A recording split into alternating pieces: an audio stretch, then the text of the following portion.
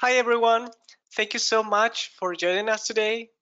Today's webinar will be about overview of ClipStudioPaint 1.10.5 new features, updates, and improvements, presented by Sarajean Chung.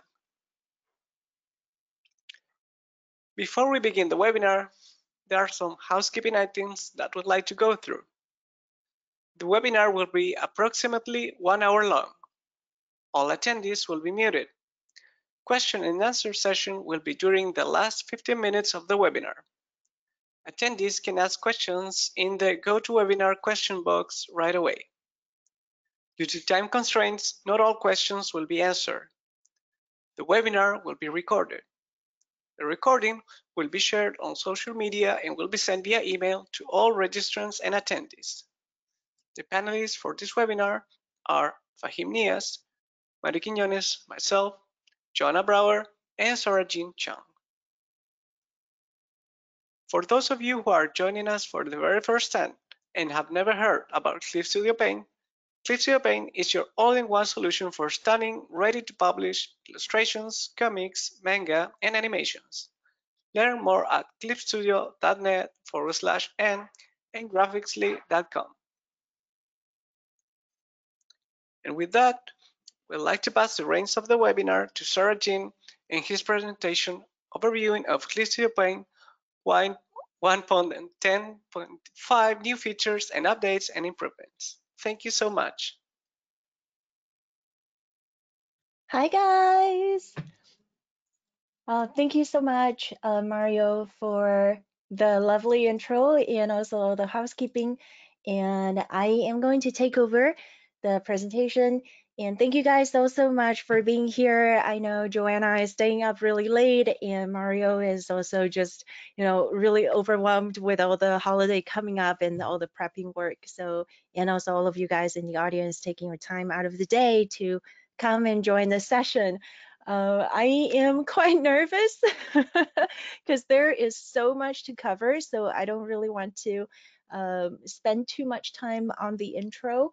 I'm going to quickly introduce myself. I am the one with Bear, Sarajean Chung, and I am a freelance artist. I do digital as well as traditional art. I'm going to go over a bit of samples of my work.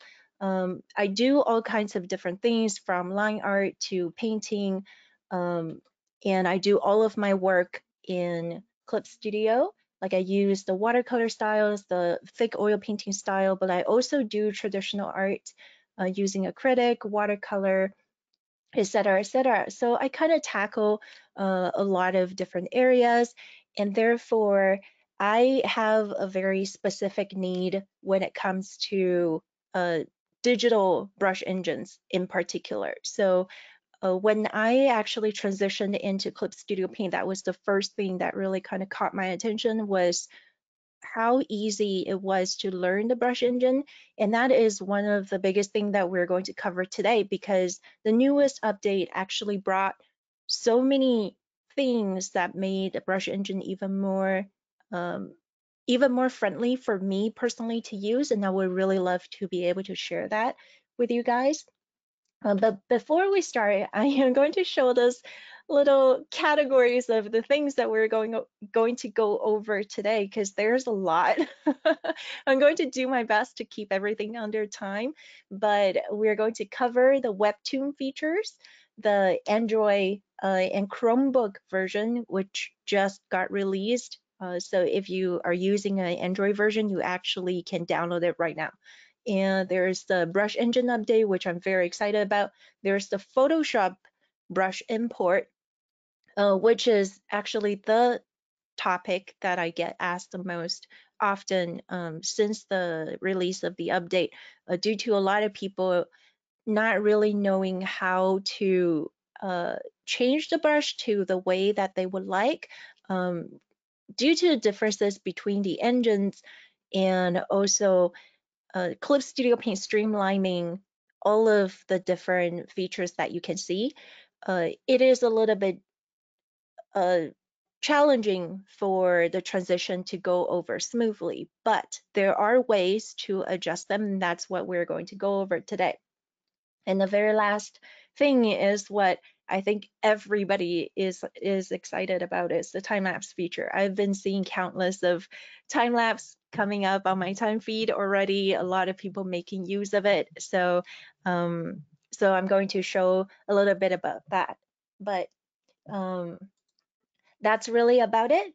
And we're going to go ahead and start our session. I'm going to jump over to my actual screen share. So the very first thing that we're going to cover is the Webtoon feature. So when you are starting a new file, instead of the illustration and comic in the past, and the comic book 3D, and also just all the various different features that you can find, like animation. They added a new Webtoon feature for those who make webtoons or comics for phones to scroll through. This is a super convenient feature because it has a lot of different presets. So it's just a new tab. For the pro users, you will be able to just use this part and create an elongated, oh, let me, actually it's creating a new page because I selected a different settings. So let me actually restart that. So here, let me check that off. So for the pro user, you will be able to use this part and it will generate a long canvas for you to draw, such as this one here. And then you can create your 100% fictional, totally not based on life event. This is completely fake. You can create stuff like this on the elongated canvas. And what's even better is that you can go into view and then turn this on. This is on-screen area, Webtoon. So it will kind of gray out the different areas so you can sort of scroll so that you can preview how it's going to look on your phone if there's a ton of different dead space in between, etc. You can use that to really easily kind of preview the way that your Webtoon is going to look when you're scrolling through the phone. And you can also change the setting here, change the different ratio for different types of phones, especially for your own viewing experience. So I think that's actually something a lot of the Webtoon creators would find very useful.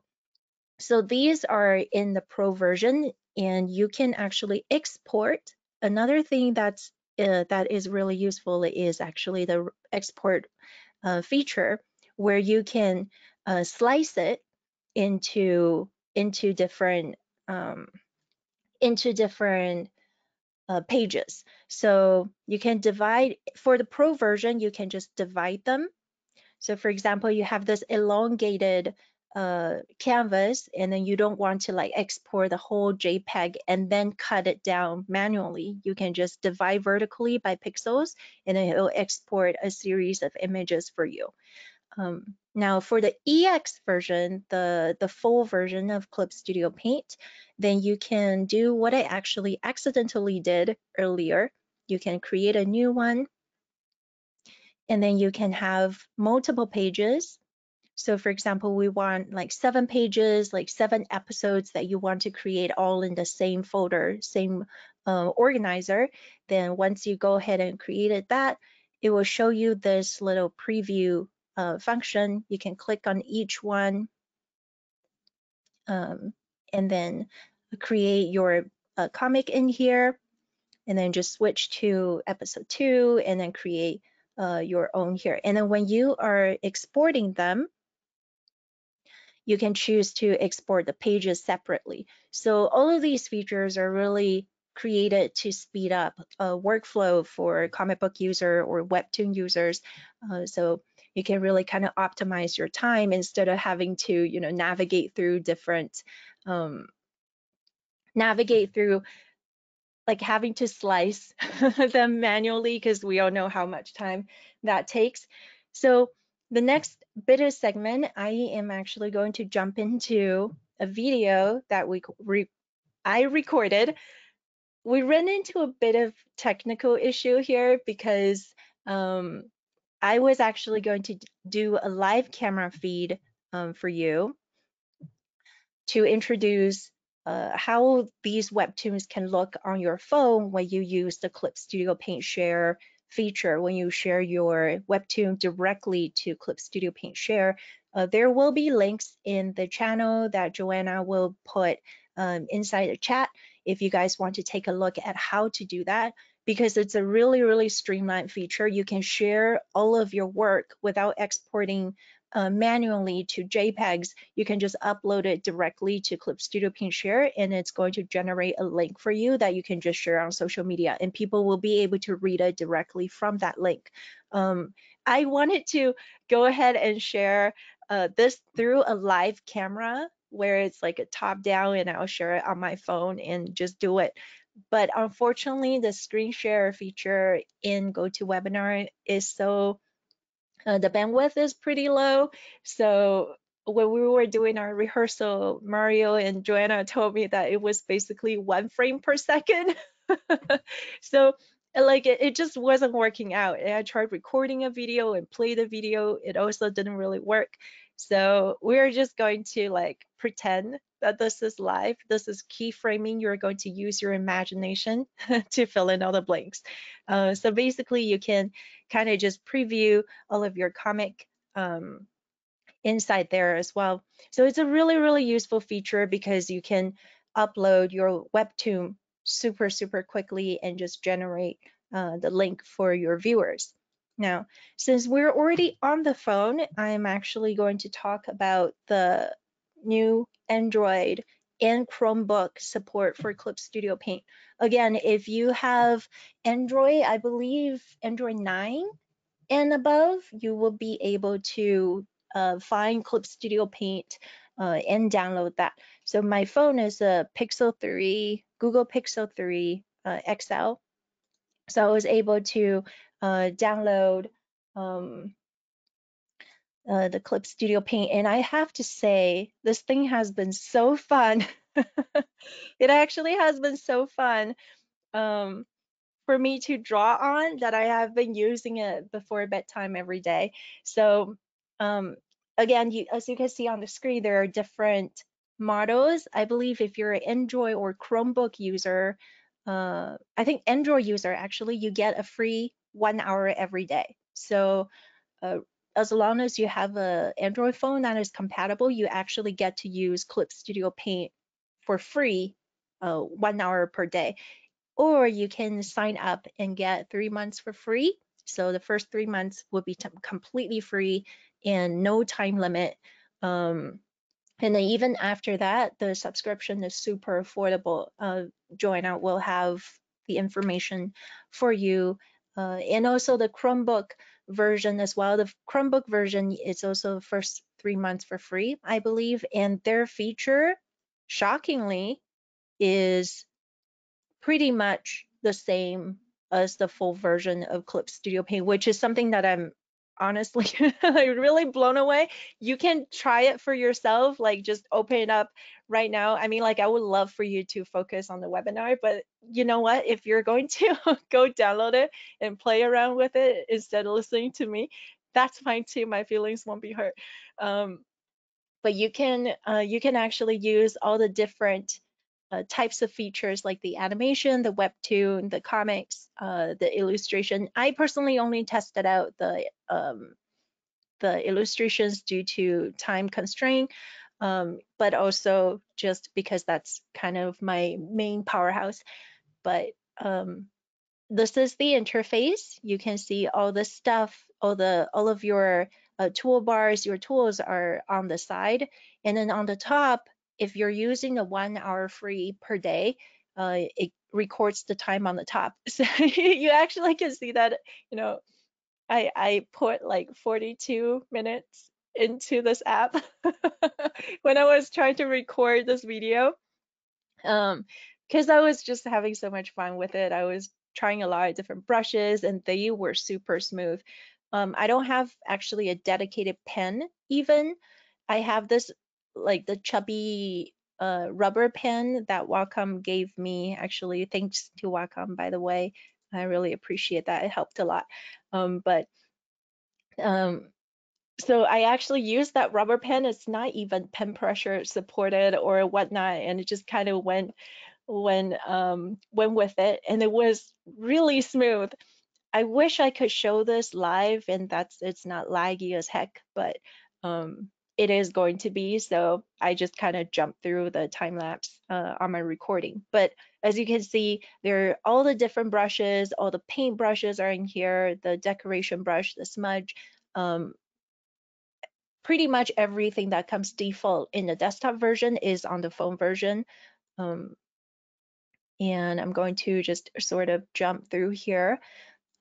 You can find the brush adjustment on the side and also opacity adjustment on that side. The color selection are on the bottom. And let's see. And everything else is like over here.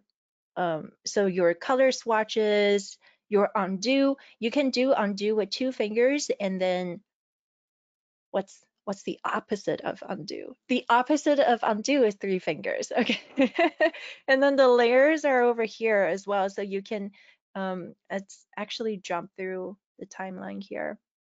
I was using the gouache brush, and even without the pen pressure, I was just playing with the color amount, like loading the color amount and the different uh, color drag, which we're actually going to talk a little bit about later when we are discussing the brush engine. You can see like I can actually get these really, really nice colors um, super smoothly. Like it was honestly just so enjoyable to draw. I just kind of stay in bed and then did different sketches. But I wish I can find like this was when I was trying to do like redo using the finger, which is super responsible. Oh, okay. Here we can see like the different layers and folder options. You still have your reference layers. You can have your vector layer as well. You can have folder. So pretty much they included everything, and the ones that I have tried, it was super, super smooth. Now, I don't really know if your version of the phone would affect the performance or the storage on your phone would be different. Um, but from what I have tried, it was awesome. So I was very, very pleased with that. And basically, the end of it was really just kind of me playing around again, like your materials even are on in here. There is the 3D model. So if you want to use your phone as the poser and kind of use that as an aid for your desktop version, you can do that easily as well. So it's I really highly recommend if you have an Android version. I mean, 1 hour free every day. Why not? Just go ahead and give it a try. All right, so that is the phone update, and I'm going to go back to, let's see, we're going to go back to this screen right here, and I'm going to turn off the view for um, for the webcomic, and we're going to move on to the next segment. So the next segment is going to be pretty big. Let's see. Okay, we're doing pretty good with time. So this particular segment is going to explain a little bit about how Photoshop brushes are set up, and also why you may not be receiving the result that you're expecting when it gets imported into ClipStudioPaint. Photoshop, this is a very dumbed down system, by the way, since we don't really have a ton of time to go through in details. So I'm trying to simplify this as much as possible. There are a ton of variables, and honestly, this is really just kind of like making it easy to understand the initial gap. But again, we're kind of we will go into detail in a little bit. So in Photoshop, the main three big brush engine system that would affect you probably are that they have 3 different types of brushes: the normal brushes, the mixer brush, and also the smudge brushes. Though these are the ones that are the most likely for people to export and also import into Clip Studio Paint. And all of these three types of brushes, they have different toolbar preset on the top, which is right here. Now, all of these, if you don't save it as a tool preset, it's not going to actually get exported into your brush. So even if you're changing these things on the fly and then you forgot about it, you didn't save the setting, when it gets exported, it's not going to go into Clip Studio Paint at all. So that's one thing to keep in mind. I won't really explain too much about how to set it up in Photoshop, but that is just the thing that you have to sort of keep in mind first. Just remember when you're exporting it, well, once you have all of your settings, even including the toolbar right here, remember to export them, including the toolbar preset. Uh, and then once you put it into Clip Studio Paint, now Clip Studio Paint brush engine is a very streamlined system. Every single brush in Clip Studio Paint, even if it looks massively different, like a decoration brush, a watercolor brush, they use the same exact system. So that is this one right here. I'm going to show you real quick.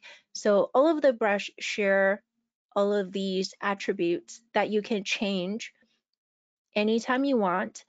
And they actually were the main reason why I loved Clip Studio Paint. It eventually decided this is the better workflow for me.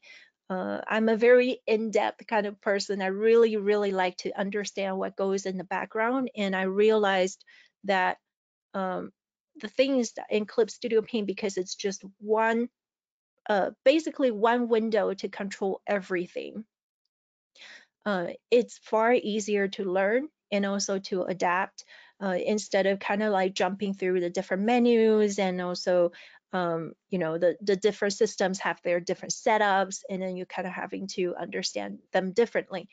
But because we are going from three of them to one, there can create a little bit of discrepancy or whatever word that is in between. So to really kind of basically explain this, when your Photoshop brush goes into Clip Studio Paint engine, it imports the brush shape as well as the texture, and they are going to show up in your material folder under brush. So the textures and the brush shapes are going to be in here automatically, and you will be able to find them.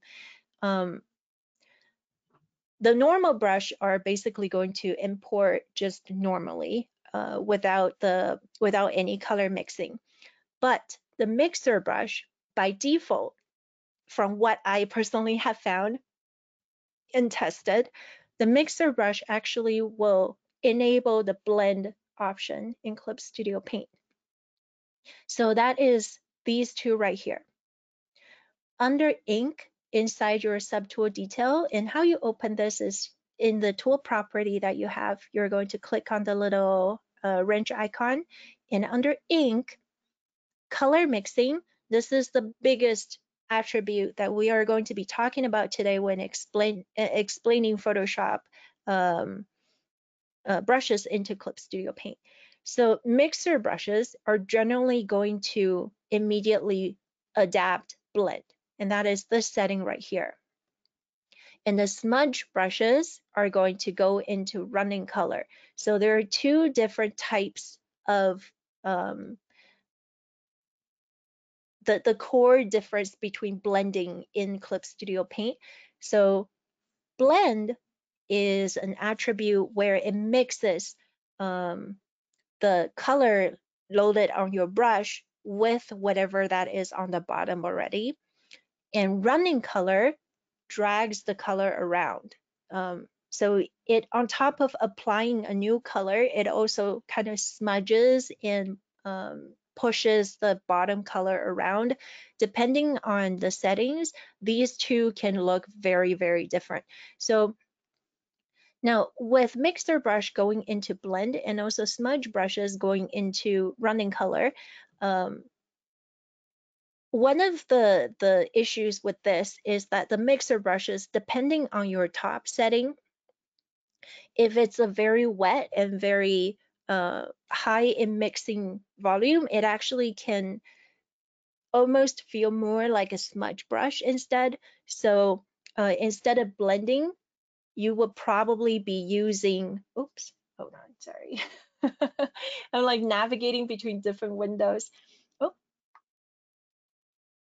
yeah, here. There you go. So instead of running color, instead of blend, you might need to use running color instead. And with that, we're going to jump into this comparison right here. And I'm going to leave that up. So on the left, it is the Photoshop interface. And I tested out two different brushes. One is the Kyle's concept brush, the all-purpose blend. And then we're going to go into the real oil later. So this brush looks like this, right? When with just one stroke between two colors, it kind of blends the two together and kind of smudges it here and there. Now, when I first imported into ClipStudioPaint, it adapts the running color, and here's what it looks like. Now that's very, very different, right? So a lot of people would probably think, oh, like something broke. What is going on? But with playing around, I actually was able to get it to have very, very similar effect. It's just that right now the size of the brushes are a little bit different, so they can look, but if you zoom in, they are very similar. Now, how do we go from here to here? It's sort of dissecting and understanding the way that ClipStudioPaint brushes are set up. Now, one of the biggest thing is, first of all, this tip that we imported, we're going to look into Photoshop first. You see this little icon on the top? That is the brush shape or the tip that you put into ClipStudioPaint. So you can see that in ClipStudioPaint over here. Like this is uh, the shape of the brush. Now, if you zoom in a little bit, you will see this shape is stamped quite a lot of times throughout that one stroke. So that particular setting is called scatter. Where did it go? It's called scatter in Photoshop, and in ClipStudioPaint, it's called spraying effect. Now, spraying effect is going to automatically show up in your tool preset channel. And this is one thing that I think ClipStudioPaint actually did really, really brilliantly. They took whatever the main features that are enabled in Photoshop, and that they automatically convert it to things that would potentially matter into the a tool property panel for this particular brush. But if you need more fine tuning or adjustment, I always just use the subtool detail panel because it has everything. Now, in this particular case, when it was first imported, the particle size is around here, but there is hardly any particle density. We want to increase the amount of particles that are going around in that one stroke, such as this. And we may want to like spread it out a little bit further or a little bit closer to kind of create this look, because at first it's sort of like loose and it's sort of flying everywhere, but we want it to be a little bit more condensed. So you can change this around as well.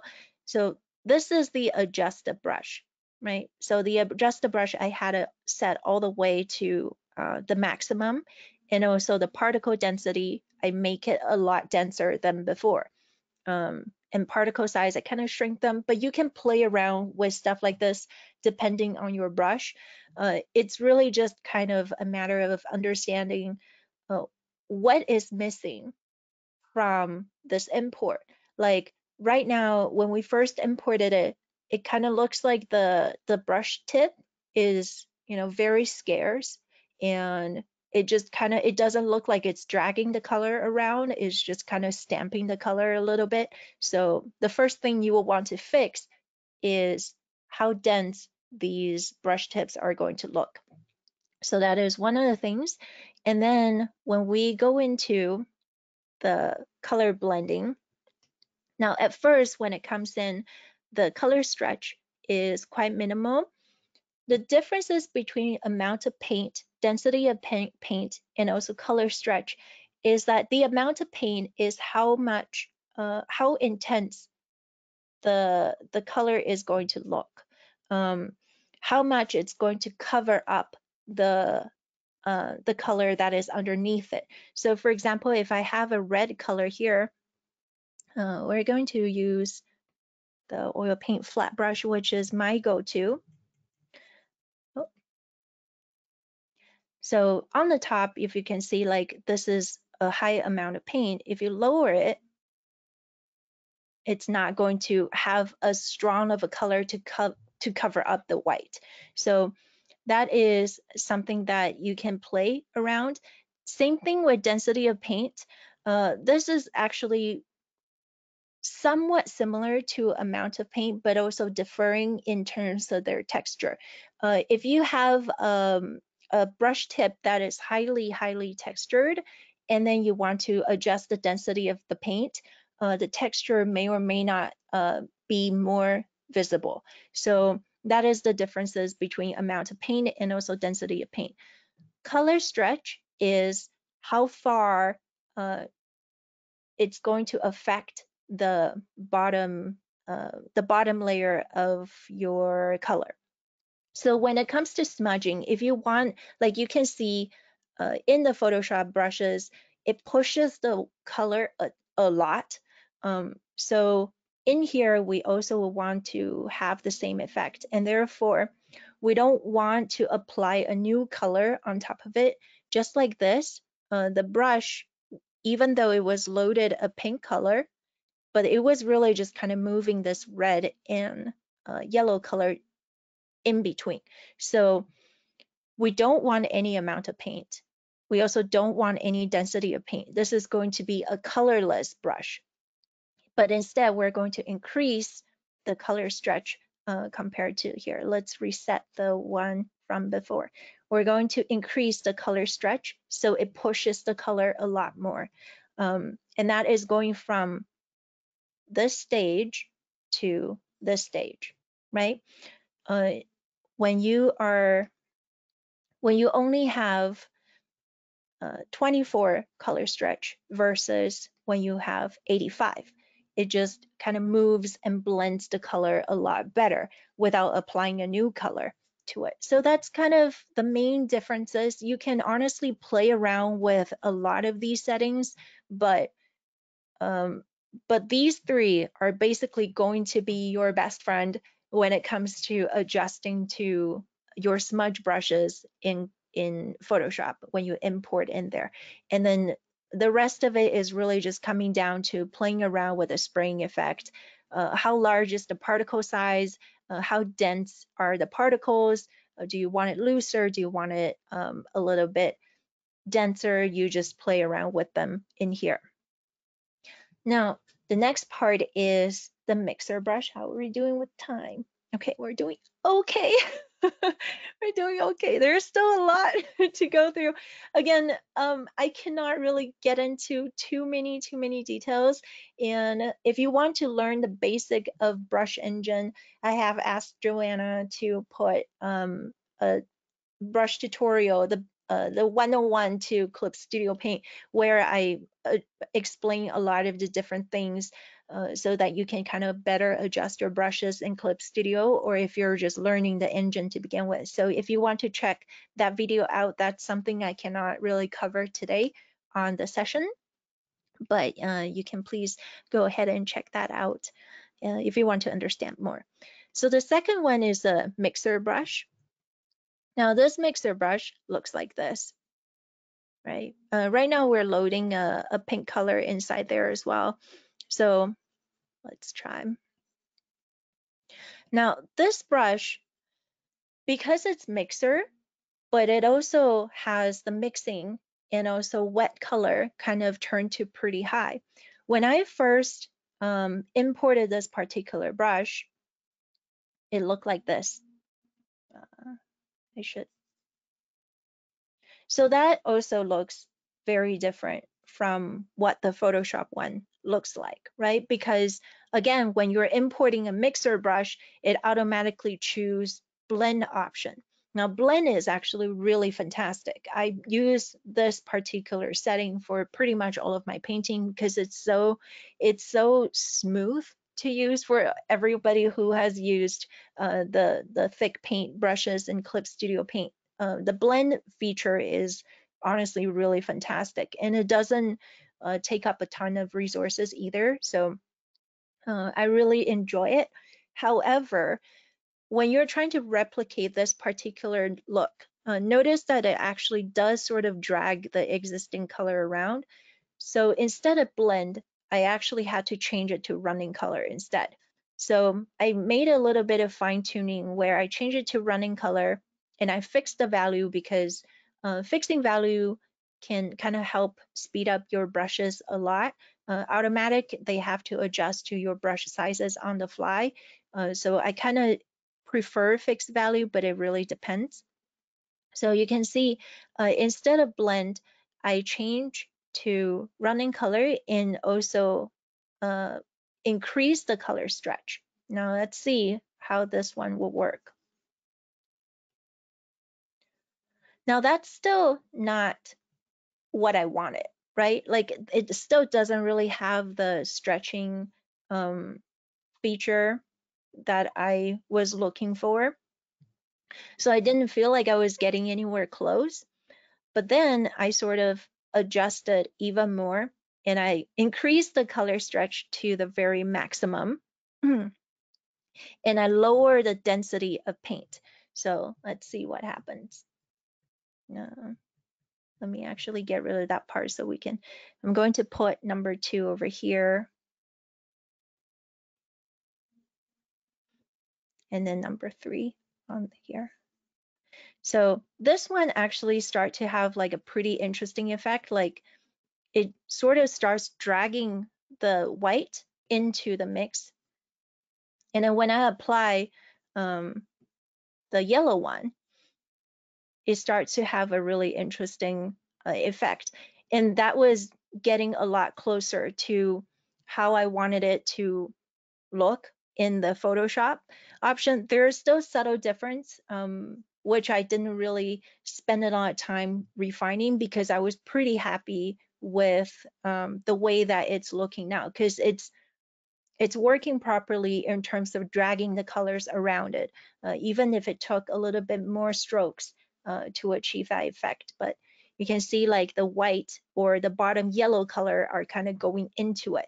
So increasing the color stretch, lowering density amount of paint, lowering paint can kind of give you similar effect when you're moving colors around.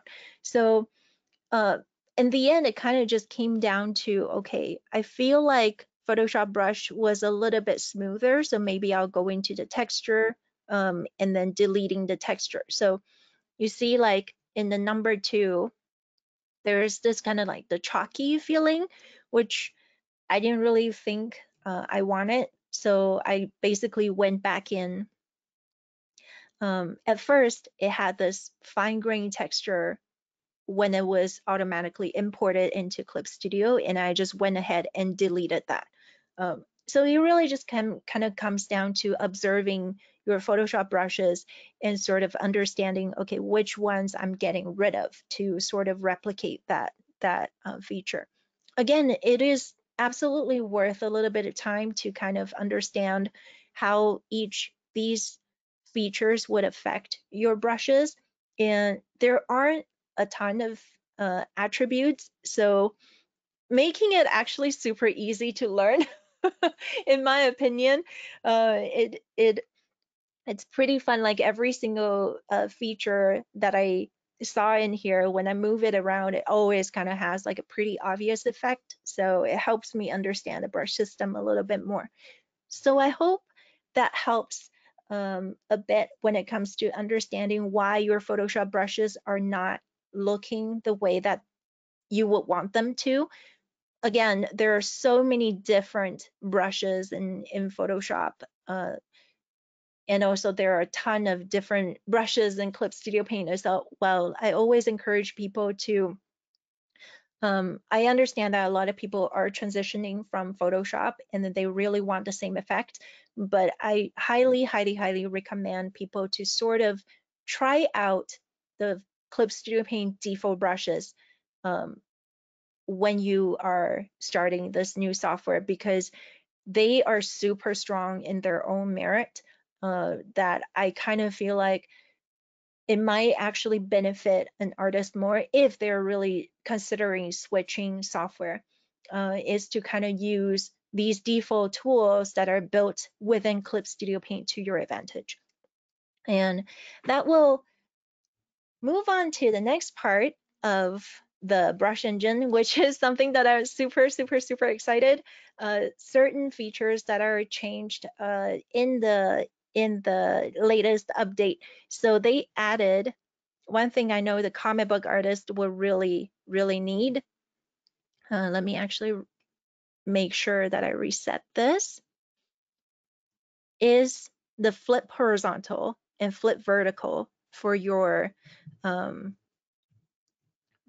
brush tip.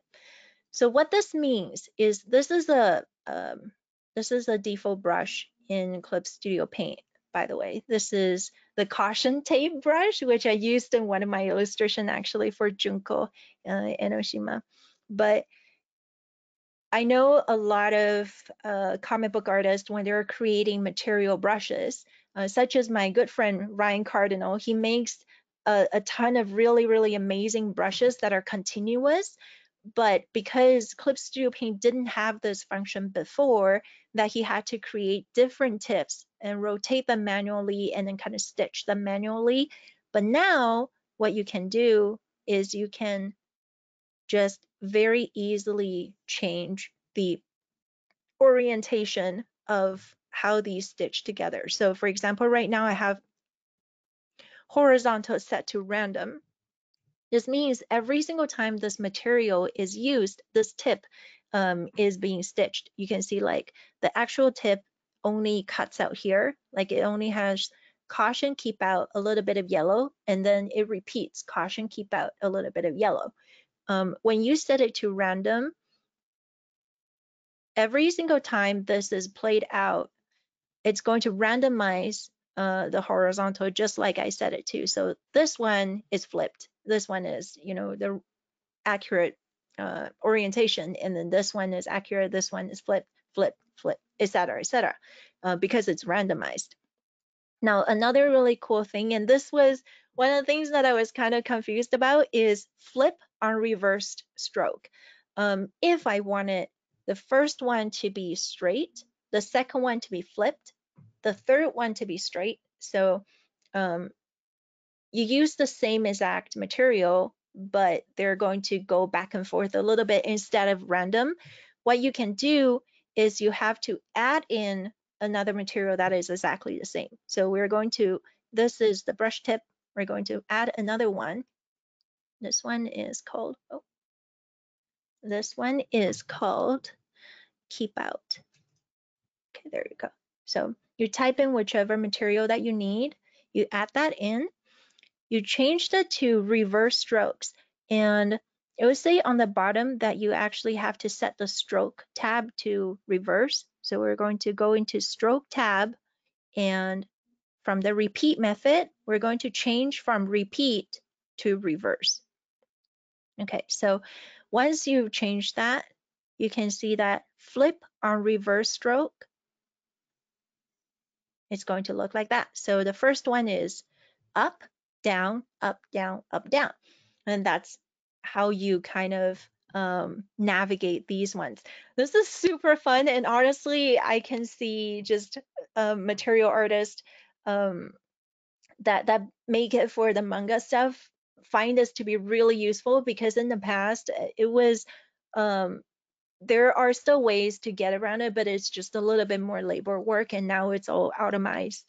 So that is super freaking awesome. I'm so happy that they introduced this. And the next part is my personal favorite, is the color jitter. When I was moving from Photoshop, there was one feature that I really missed, and it was the color jitter. So color jitter basically is a color randomizer. And I'm going to show this to you real quick. So what it does, actually, let me use, yeah, why not? We can just use this brush. So what it does is that this is the ordinary stroke, right? So right now we have it set to red, and you just have the really nice semi-transparent watercolor brush. This is the default ClipStudioPaint round watercolor brush. And we're going to go into color jitter, change brush tip color. We're going to increase the hue, and just for, demonstration purpose, we're going to increase all three, and hue, saturation, luminosity. And now you can see it gives you these changes between the different colors. Now this is really cool when it comes to, really useful when it comes to adding subtle textures to your brush strokes. And what it really means is that per each tip applied, it's going to randomize between these diameters that you provided for it. So it's going to switch between the hue, it's going to switch between the saturation or the luminosity, depending on what you have set. Or you can disable that, and let's try the randomize per stroke. So randomize per stroke is a little bit different. So at first you would see, oh, okay, I'm drawing this one stroke. It's the same color, but it's actually a different color than the first one that we made. That is because you have asked it to randomize each stroke. It's going to change within this hue. So every single time that I put down a stroke, it's going to look like that. So that's the main differences between these two settings, is that one randomizes per tip within a stroke. And the second one is each stroke that you put down is going to be a different color, or it's going to randomize. Like we can do a saturation. Like saturation can be really, really helpful, because you can sort of just kind of jump between different saturation when you are working with the same color, and that can just give it like a really subtle change in colors, which I really like. Another thing that got updated throughout this, I don't know why I'm doing like the silliest way of undo, is the texture feature. So right now, this particular brush by default has the paper texture. And what I can do is, before I apply each stroke, I can increase the scale, or rotate the angle. Let's see. Now that's a really cool texture. So like if you compare it to this, like in that instant, you've pretty much changed the look of this brush. You can create, you can change the brightness. Let me like make that darker, and contrast. So this is affecting the texture that is being applied to this particular brush. And again, we can change the different texture mode. Right now we have it set to multiply, but we can see like color dodge. What does that look like? Oh, okay. Interesting. So this is when I'm putting down the stroke pretty lightly, and then this is when I put down the stroke heavily. And then you can just sort of like play around with a different setting, like that's overlay. I actually, let's see, I don't want that high of a contrast. I still like multiply a lot more. Let's try. All right. Okay, that's pretty cool. Then we can go into the color jitter again. Let's not randomize per stroke. Let's do this. Let's do hue. Oh, maybe higher saturation, actually, less hue. And just like that, you can kind of have a really nice, it's subtle. Maybe it's too subtle. You can have these kind of marble paint stroke that's pretty whimsical, just in a matter of seconds. And if you like the look of this, you can always just save the settings as default. Keep another one, like I duplicated this brush, like this was the original brush. And look at how fast we could actually just change that completely within pretty much seconds. So once you understand these tools and how to kind of optimize them, really there's so much flexibility within the brush engine that is ClipStudioPaint. I really love the color jitter feature that was being introduced because it added a lot of textures. You can see the little subtle differences between the hat or the background or even her face. I sort of used the gouache brush, which is this one right here. It was the thin gouache brush. I really like that brush. I don't really know what it is about it. Like it's kind of smudgy, but also it has a lot of definition to the edges. So I use the thin gouache brush. I enabled the color jitter, and I use that as a way to kind of, you know, apply some of the areas for the hair. So you can see like these tiny, tiny little differences in her clothes, just to provide it with a bit more texture. And with that, we are going to wrap up with the time lapse feature. So this is the time lapse for this particular painting. I think this is honestly the feature that everybody is the most excited about because it records everything from the beginning to the end, and it only records your brush changes. And how you would go about that is super, super simple. And I recommend everybody to actually start like a um, little shortcut on your toolbar so it's easy to see. All right, so we're gonna go in here. Whenever you start a new canvas, you're going to go into File, Time Lapse, Record Time Lapse. So you should do this at the beginning of your painting. Once you have this enabled, it's going to stay enabled. Let's try this. Oh,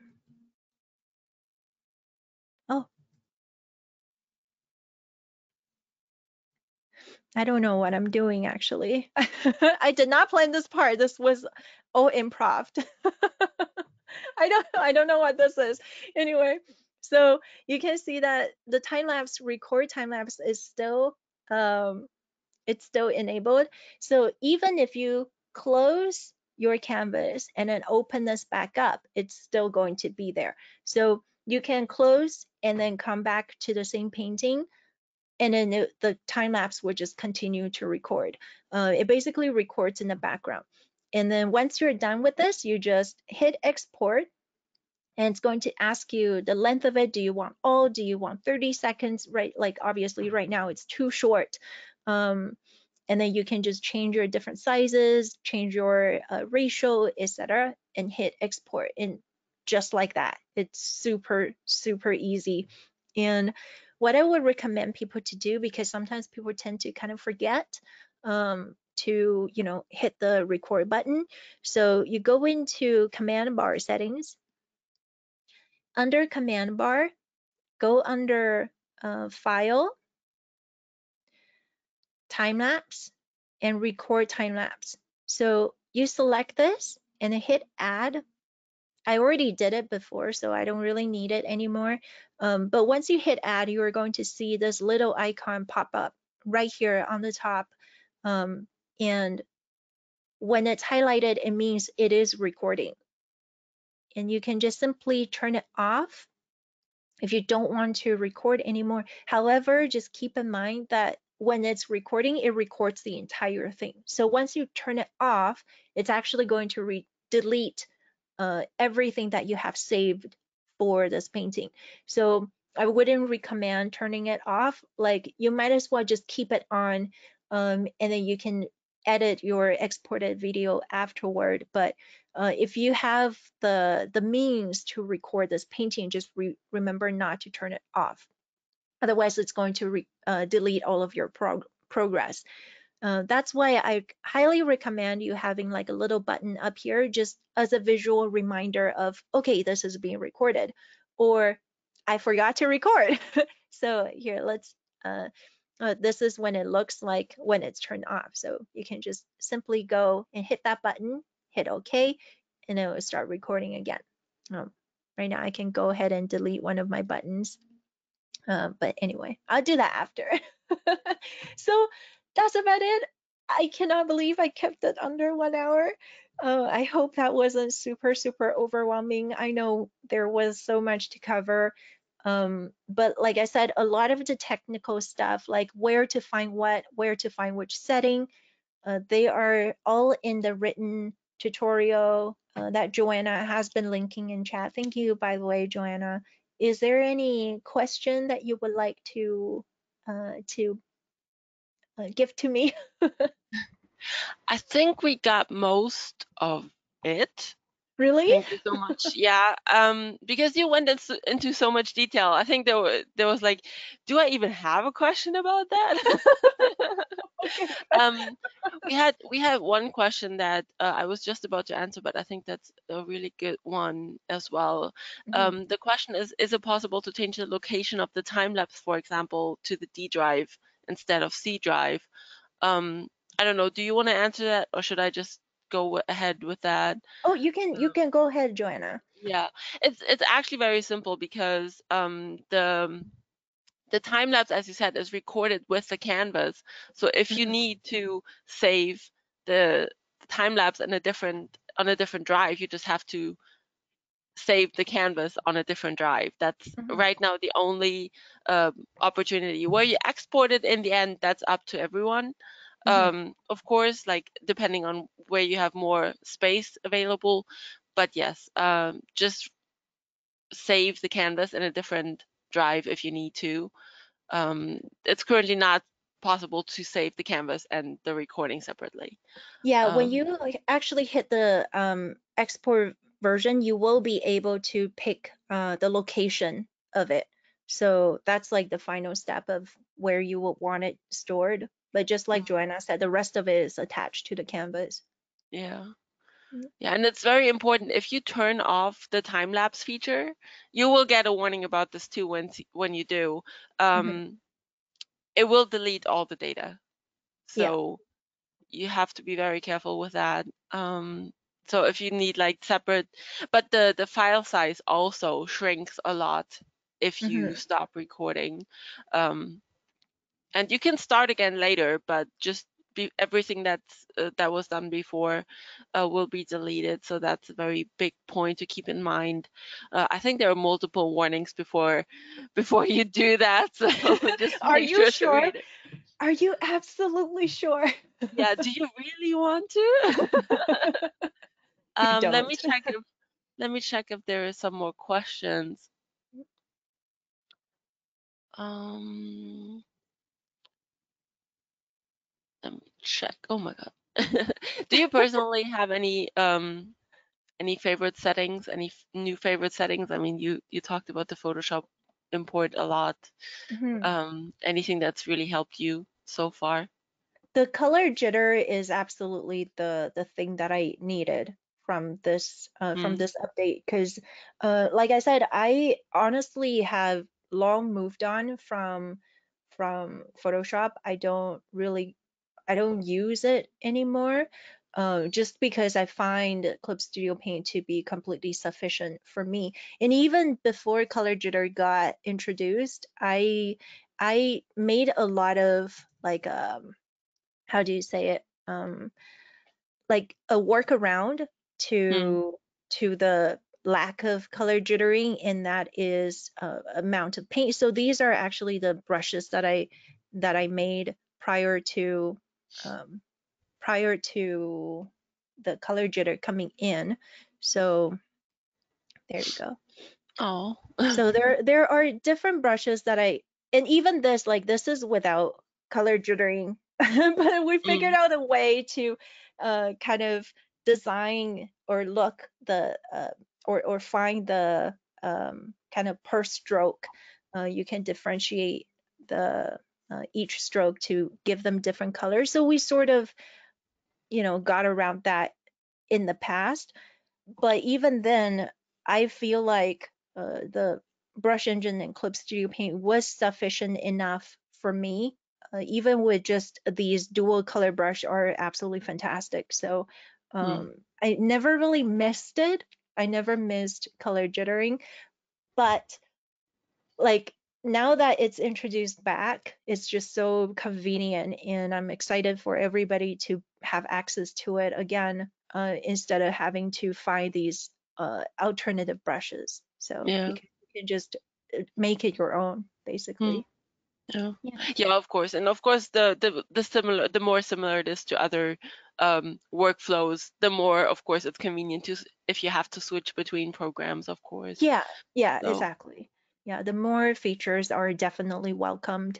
mm, But like I said, I always encourage people to kind of just learn an engine from ground up, simply because that is the best way for you to understand how everything is set up, and also how to optimize and change it to your liking. So mm. yeah, spend a little bit of time to kind of get accustomed to each attribute, then and you'll be able to make your own brushes in no time. Okay. Thank you so much. We're already over the time, so Yeah. I'm very sorry that we didn't have enough time to go much into questions, but I think the explanation was so dense and so packed with tiny bits of how to make things work better.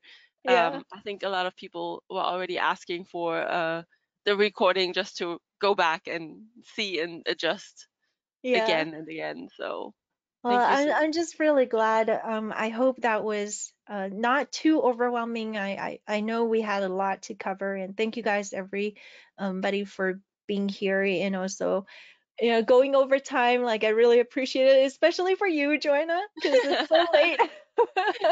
okay, um, it's okay. yeah. So So it's always good to have more to learn more from you. So that's yeah. always a good thing. Thank you. Yeah, if Yeah, you guys thank have you. any question, please feel free to send me a question on Instagram, or um, drop by my Twitch stream so that you can ask me directly and can show you directly. Yeah. Yes. Yes, especially on Twitch where you have Mhm. like so many more opportunity to go into detail on things. Yeah, exactly. That's like 2 hour session of just brushes. Oh my God. Yeah. So, Sarah Jean, we want to thank you so much for today's webinar. I'm pretty sure that everybody learned a lot. And Thank you. unfortunately, the time is limited, but I'm sure that you can all find more information in Sarah Jean's and Graphicsly and ClipStudioPaint channels. So for more information and learn more about ClipStudioPaint, you guys can visit clipstudio.net/and graphicsly.com. And as Joanna mentioned, this webinar has been recorded and will be posted online in ClipStudioPaint channel on YouTube and Graphicsly channel also on YouTube. So please stay tuned and subscribe to our channels to get a notification once it's available. And also for more information about Sarah Jean, you can find her in all of her platform social media as TheOneWithBear on Instagram, ArtStation, Twitch, and her Twitter and Facebook actually also, right? So thank you so much, Joanna. Thank you so much, Sarah Jean, and thank you all who are still with us. And we hope to see you on future webinars. Thank you so much for staying with us. Thank you, Joanna. Thank you, Sarah Jean. Thank you guys. Happy holiday. Same to Happy you. holidays and Thank see you you. on our next event. Yeah. Bye bye. Bye. Bye.